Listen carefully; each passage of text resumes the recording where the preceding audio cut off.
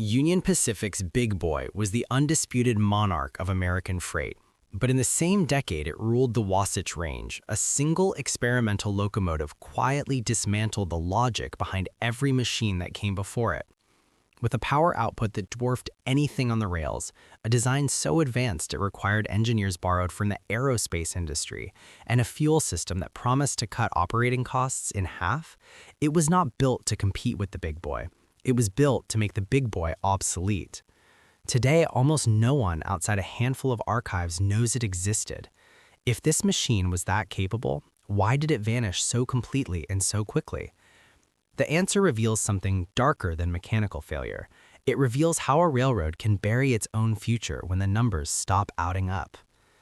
By 1950, Union Pacific's operational ledgers told a story that the company's public relations department worked hard to obscure. The Big Boy, magnificent as it was, demanded an army of labor to survive. Coal tenders had to be refilled every few hundred miles. Roundhouses full of machinists, boilermakers, and firemen worked through the night to keep the fleet ready for the next morning's assignments. Each locomotive required inspection after roughly 3,000 miles of service, and major overhauls came due with a regularity that consumed months and millions. The Big Boy's 6,290 horsepower at the drawbar was real, but so was the infrastructure required to sustain it.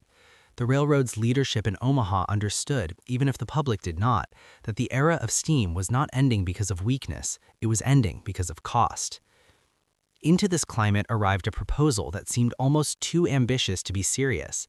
The Pennsylvania Railroad, working in partnership with the Baldwin Locomotive Works and a coalition of engineering firms with direct experience in wartime industrial turbines, had been developing something it internally described as the universal freight hauler. The designation was not marketing language, it was a design specification.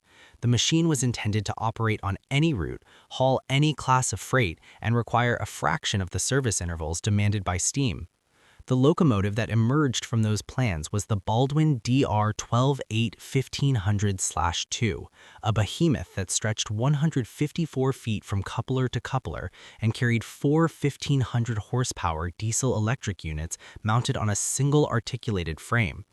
With all four units operating together, total output reached 6,000 horsepower, competitive with the Big Boy on flat ground and superior to it on grades where the diesel's consistent torque gave it an edge over steam's characteristic power surge. But the machine's true ambition was not in horsepower alone. Its designers, led by Chief Engineer Ralph P. Johnson, had addressed the foundational problem that plagued every diesel of the era. Individual diesel units were efficient, but coordinating multiple locomotives under a single crew required sophisticated control systems that introduced their own failure points. Johnson's solution was integration. Rather than coupling separate engines and hoping their controls remained synchronized, he embedded all four diesel units into one indivisible machine, with a single cab, a single throttle, and a single maintenance record. Railroad managers reviewing the specifications in 1948 noted in internal correspondence that a single crew could now handle a load that previously required two locomotives, two cabs, two sets of fuel stops, and double the shop time. The efficiency arithmetic was stark, and it was favorable. Field evaluations on the Pennsylvania Railroad's main line between Philadelphia and Pittsburgh produced numbers that engineers found difficult to explain away. On the climb to Horseshoe Curve, a grade that had challenged every locomotive class the railroad operated, the DR 12-8-1500/2 moved a test consist of 4,100 tons at a sustained 22 miles per hour without helper assistance. Dynamometer records from the Pennsylvania's own test car, stamped and filed in the Altoona Testing Laboratory archives, showed drawbar pull figures exceeding 100,000 pounds through the full length of the grade. For comparison, a standard single diesel unit of the period could not have sustained that output for more than a few minutes before thermal limits forced a reduction. The integrated machine had no such ceiling. It ran the grade, crested it, and continued without a measurable drop in performance. Inside the Pennsylvania's mechanical department, the reaction was not triumph, it was alarm. The problem was not performance, the problem was weight. At fully loaded operating condition, the DR-12-8-1500/2 pressed more than 1.6 million pounds onto the rails. Distributed across its articulated trucks, the axle loading still exceeded the tolerances of most secondary routes and many of the bridges that the Pennsylvania's freight network depended upon. The railroad's leadership in Omaha understood, even if the public did not, that the era of steam was not ending because of weakness, it was ending because of cost. There was a second problem, and it was quieter but more permanent. Baldwin Locomotive Works, the manufacturer, was entering a period of financial distress that would culminate in its effective exit from the locomotive market by 1956. Spare parts for the DR-12-8-1500/2 were sourced from a production run that numbered only 2 units. 2 locomotives built, 2 units delivered, and no production line still active to supply the components that regular service would inevitably consume. When one of the 2 machines required a replacement traction motor in 1952, the procurement process took 11 weeks. When a frame crack appeared in the second unit following a derailment in 1953, engineers discovered that no replacement casting existed in any foundry still equipped to produce it. The repair required a custom fabrication process that took 4 months and cost more than the locomotive's original maintenance budget for an entire year. The Pennsylvania Railroad retired both units in 1954. Neither was transferred to another operator. Neither was offered for preservation. Shop records show they were stripped of usable components which were cataloged and placed in storage for use on other Baldwin equipment, and then scrapped.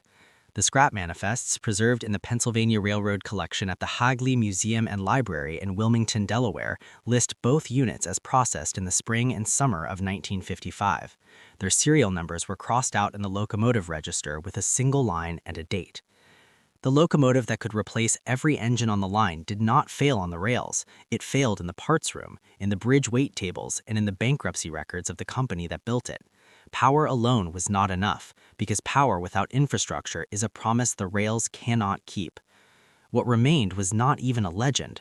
Legends require survivors, or at least photographs that circulate, stories that spread through the culture, a single preserved example behind a rope in a museum hall.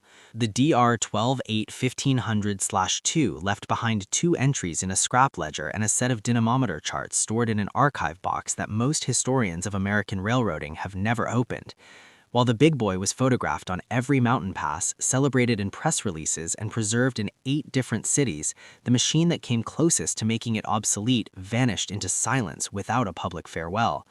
The gap between those 2 outcomes was not engineering, it was narrative. Union Pacific understood that a locomotive's survival depended as much on the stories told about it as on the steel it was made of.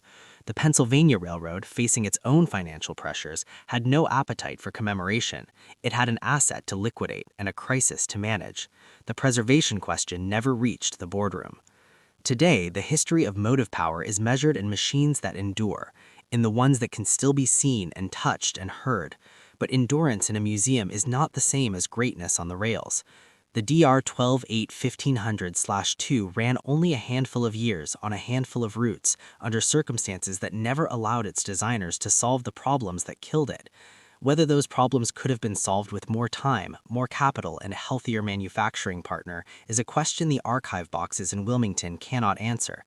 What they do answer, in precise pencil figures on faded paper, is simpler. On the climb to Horseshoe Curve in the autumn of 1948, there was a locomotive that moved 4,100 tons up a mountain grade and did not stop, and almost no one alive today knows its name. What other machines are waiting in the archive boxes we have not opened?